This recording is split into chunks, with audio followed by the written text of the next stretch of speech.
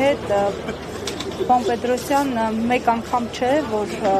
առիթ եք ունեցել քննադատելու իշխանությունների գործելավոճը, հատկապես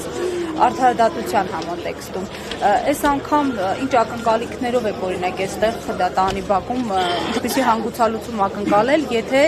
բոլորը այսպես գործին ծանոթ շրջանակները պնդում են, որ այստեղ գտնվողների նկատի ունեն, որ գործը շինծու է եւ կապ չունի իրավաբանության հետ։ Տեսեք, առաջին մեղադրանքը լրիվ հիմնազուրկ էր, որովհետև կարծիք արտահայտելու համար մարդուն կալանքի վերցնելը դա հակացուցված է ոչ միայն սահմանադրությամբ, այլև Եվրոպայի խորհրդի իրավական ակտերով։ Հիմա մտածել են ինչ-որ ուրիշ բան, 296 հոդվածն է փողերի լվացում, բացարձակապես ինքը կապ չունի այդ ամեն ինչի հետ, որովհետև այդ հանցակազմը, որ շարադրում է, երկար տեքստ է, նա պոեմա գրված է, այնտեղ ասում է հանցավոր ճանապարհով, իսկ անմեղության կանխավարկածի սկզբունքը սահմանադրության 66-րդ հոդվածի համաձայն ասում է անձը անմեղ է, քանի դեռ նրա մեղավորությունը ապացուցված չի օրենքով նախատեսված կարգով եւ հաստատված չի դատարանի օրինական ուժի մեջ մտած դատավճռով։ Հիմա Սամվել Կարապետյանի վերաբերյալ այդպես դատավճիռ, որ հիմա իրան բերեն մի հատ ուրիշ մեղադրանք փողերի լվացում ներկայացնել։ Սա ակնհայտ քաղաքական հետապնդում է։ Քաղաքական հետապնդումը սկսել է հենց առաջին օրվանից, որովհետև Եվրոպայի խորհրդի խորհրդարանական վերաժողովը 2012 թվականի բանաձևը հաստատել, որ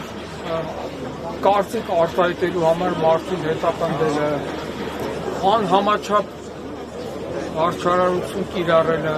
անհամաչափ քրեական ներգործություն կիրառելը, սա նշանակում է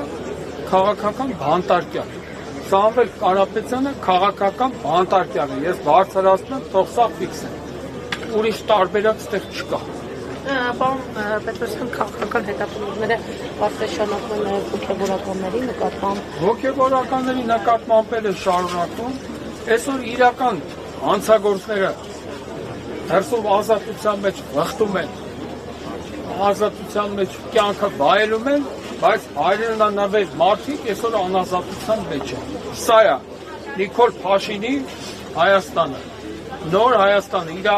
քիներ բրդելը ասում են 4-րդ Հայաստան ստեղծել։ Արա դու իբր 3-րդ Հայաստանը խելքի բերեցիր, մի հատ 4-րդ Հայաստանը ստեղծել։ Պարոն Պետրոսյան, նկատեց, որ Փաշին եք դեռևս օգտագործում, այսինքն Աղազարյանի հետ վեճից հետո։ Հա, ինքը իմ համար Փաշին եղել է եւ մնում է։ Նույնը Հովիկ Աղազարը, նույնը Երկոտանի ազգային ժողովի մանդատակի, որը առանց ամաչելու, որ հարցնում է լրագրող ասում է չի չէ, հրաժարական տարի, ասում է բա վարկերս ոնց փակեն։ Այսինքն այս մարդը ազգային ժողովին վերաբերում է որպես վարկատու կազմակերպություն։ Իր համար կապ չունի, որ ազգային ժողովը սահմանադրության համաձայն օրենսդիր մարմին է։ Ինքը ազգային ժողովին վերաբերում է որպես իր վարկը փակելու միջոց։ Նման մարդը ինչ գործ ունի ազգային ժողովում։ Հովիկ Աղազարի մասին է խոսքը։ Դե Նիկոլ Փաշինն էլ ընդհանրապես անելիք չունի իր տեղում։